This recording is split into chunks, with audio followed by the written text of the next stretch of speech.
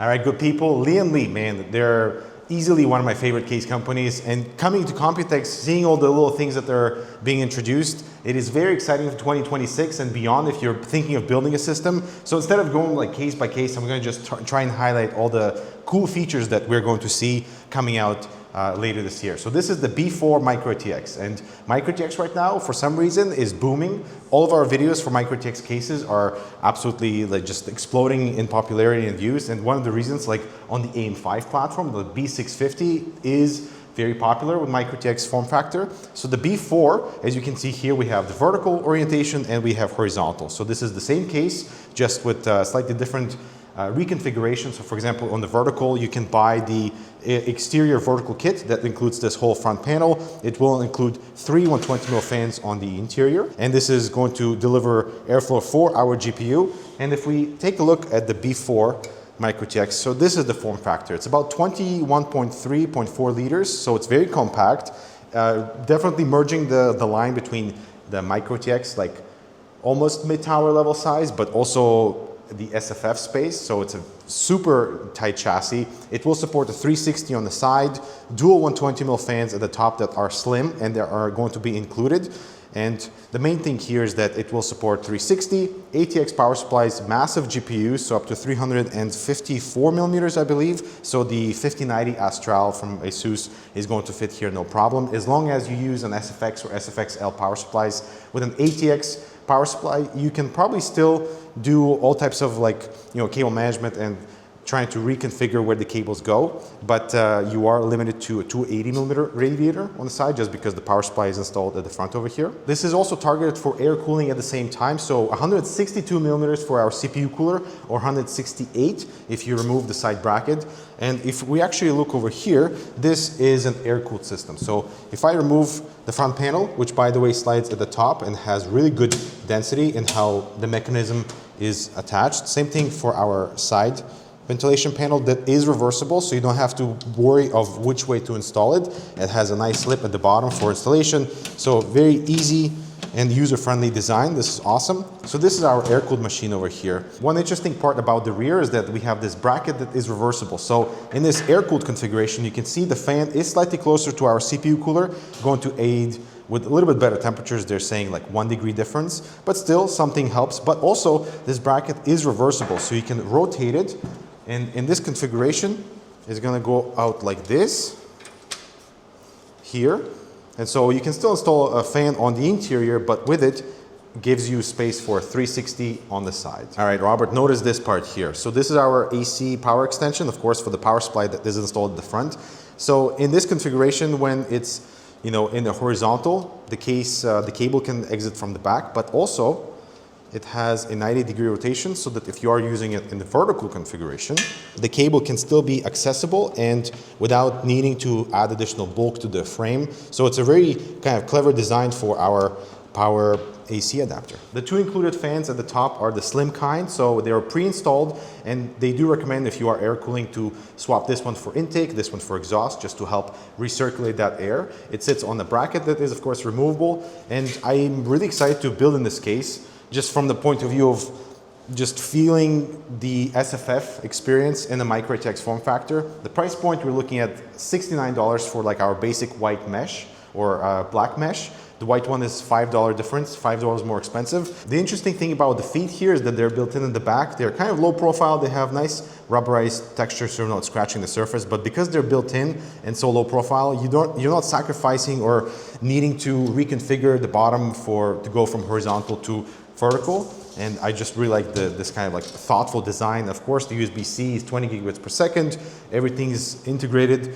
So let me know what you think of the B4. But of course, we have the wood accents. The wood accents are going to be slightly more expensive for this walnut or beechwood for the white, which is going to be slightly lighter. And that's going to be like up to $90 for the wood integration. So I think that we have some really decent options here for both vertical configuration and horizontal in the micro-ATX space. So now let's go check out some other stuff, huh? Then we have the Lancool 207 XL. So nothing major here aside from integration of the crossflow fans at the bottom underneath the power supply. So we've seen the 207. This is basically the same layout. Previously, we had two 120mm fans at the bottom to help with GPU airflow, and because we've moved the power supply to the front, now this whole space is open for airflow. But instead of using 120mm fans, now we have two cross-flow fans. And we've seen the cross-flow fan on the Trix Flova F50. That was a really promising integration, but without that much of a benefit. And so what Lian Li is trying to do, I think, is a much better integration of, now there's two cross-flow fans there, and the idea is that they blow air from the sides and they shoot it up at 90 degrees. So it's going to be directly focused towards your GPU, and because the cross-flow fan really concentrates the air without the needs of any like shrouds at the top, is going to at least help with GPU cooling by 2 degrees versus if you're using 120mm fans. And the two concerns that we got from a lot of people with the cross-flow fan is one, dust filtration. So you can see this is the side panel. This is for the fan that sits towards the rear of the case. It has a shroud, obviously to help guide airflow so that airflow is not getting mixed up at the bottom.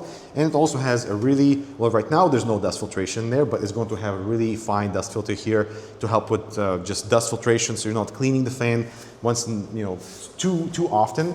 And number two is that a lot of people were saying, like, what do we do if the fan breaks? They're going to offer some warranty so that if you have to replace it one day, that's going to be not an issue. And also, the fans are mounted in a 240mm orientation. So like if you want to reposition those fans to somewhere else to play around with either additional intake or exhaust, you can do so as long as you mount it somewhere that has 240mm AIO mount. Evo RGB V2. V2 because they have a few integrations and some upgrades that are going to be in line with what we're seeing in terms of some shroud designs, removing the AIO from main chamber into a different chamber configuration. So on the interior here, we have a 360 AIO mounted on the side there, but you can see there's a piece of glass. So this airflow is not going to be being shared with whatever's happening on the interior. It is slightly slanted. There's a filter at the front. So based on their testing, they say this is perfectly enough to get some air into there. And see, this whole thing is now on a swivel bracket with a really fine dust filter integration. This is still a prototype, so it's not going to look this messy. But again, really good that we are now starting to see some configuration playgrounds like on the interiors that allows us to separate airflow from our CPU and GPU without the introduction of like additional shrouds. And if you are looking to go the traditional thing where you still have the fans maybe there for intake, you can remove the glass. It's going to have just your standard slanted or regular flat bracket for fans and installation, so you can still do the regular thing that you're able to do on a standard fish tank, but now the V2 gives you that separation. The reversible motherboard feature has been removed from the O11 Evo now, so you can't do that with this new layout. The cool thing though is that this top bracket is reversible. So it can be installed like this if you're doing like a radio instead of fans on the bottom, but if you're trying to hide the tubes, you can reverse this bracket so that the radiator instead of fans are slightly lower, therefore are going to hide the tubes that are going to the back of the enclosure, and we have these little clips that are going to let you basically collect those tubes inside here. Then we have the UX100. It's a $99 case that tries to follow some trends, but for this price point, I feel like those trends are well integrated here. So number one, we have the cutout underneath for that floating effect, but it's going to help with GPU cooling. Those fans at the bottom are very close to that cutout, so it's going to just properly intake air. Those fans are going to sit inside a closed bracket if you wish. For example, if you're using like poor RGB fans that have nothing on the side, you can close off that section, or you can still mount the fans regularly at the bottom if you want to showcase the sides. That's going to be interesting. Here on this enclosure, they're trying to showcase the GPU from all sides. So here, this is a very common thing now with it started with the NV5, now move on to other enclosures. So you can display your GPU from both all three sides. There's this beautiful diffusion strip at the top and the bottom and into that cutout chamber that all flows uniform to highlight that entire section. And if you don't want to showcase your GPU from that side, there's a solid cover just to kind of hide it. For example, if your GPU is not long enough and looks kind of awkward, you can install a solid panel here instead. The Lancool 4 now has some interesting reconfiguration of the bottom layout, but first, they've kind of refined the intake of those front 140mm fans that are built into the glass, and I actually don't mind the look of what this is displaying. This is the kind of the finished white system. Like the speaker fan integration with the Lancool 4 feels way more complete versus what we saw with the Lancool 217 Infinity, just because of the RGB ring all around the fan. We still have the metal mesh at the front, but I think it looks way more complete, both for the black and the white. And because the white fans, we have the RGB in the front, but the diffusion goes through all the way to the back. So it looks nice from all angles, basically. But the main thing with the Lancool 4 is the reconfiguration of this bottom chamber. So they're trying something different, giving us a few more options to play around with. If we look at the white model, the fans here are installed at an angle, while still giving us a little bit of that empty space for maybe potentially figurines and stuff. But even we have this giant hardware, this doesn't look awkward at all, in my opinion. Especially because now the power supply has been shifted and all the cables are exiting from the side. So it's not just a complete like waste of space here. It almost feels kind of intentional and right. But if you don't like the slanted fan approach, you can reconfigure the entire power supply chamber to do a few other things. So this is the black model. Underneath here, you can see we have some storage capacity, but of course, this whole thing is going to have a few options. Number one, we have this fan bracket for 120mm fans. You'll install the fans at the bottom just to reveal the blades if you're into that. Beautiful installation with nice density with the rubber grommets, but there's a second bracket for 140mm fans that can be reversible. So if you have those nice Lian Li fans that you want to show off the sides, you can do that. But if you're not into the anti-symmetrical look, you can rotate the bracket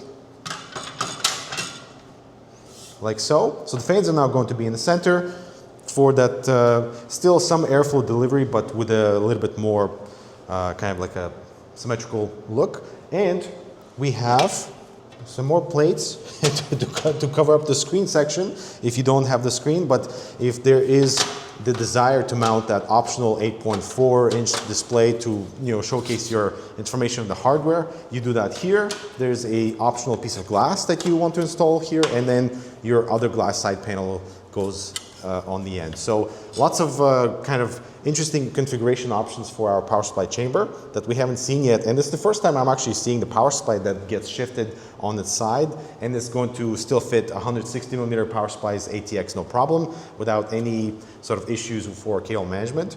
So the Lancool 4, pretty cool. And then there's the V2000. Interesting thing is that Lian Li is not including AI in any of their cases. This last year would have been called the AI personal workstation. Now it's just a workstation PC, so it's ginormous. The cool thing about here is this metal weaving pattern, both on the top and the front panels, and even on the side, but this is actual metal. They did go through a few revisions of like making sure that this is not too big, because otherwise it becomes too flexible, or not too small to become more restrictive. So I like the integration of, I always say like more texture, more color, and this is a really innovative texture that I hope gets integrated into other things, not this like workstation giant systems. So the main thing that Lian Li is looking for feedback on this display is like, if you are building a workstation PC, is this actually useful if this is going to be underneath a desk?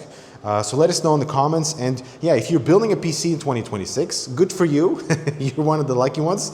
But Lian Li has definitely got you covered. The micro-ATX direction is going to be, I think, exploding more and more as we get to see more affordable micro-ATX motherboards on the market. And yeah, like the V2000 is definitely not my personal direction, but I love the weaving that hopefully gets integrated into other SKUs. But the B4, the Lancool 4, the UX100, or the 207 XL. Let us know which case was most interesting for you.